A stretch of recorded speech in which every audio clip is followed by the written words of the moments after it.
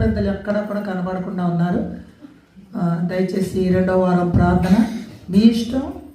మీకు ఇచ్చిన ఆధిక్యతను దేవుడు మిమ్మల్ని దీవించి మీకు ఎంతో 3000 దినాంశ పనిచేసుకునే కృపను దేవుడు మీకు ఇచ్చాడు.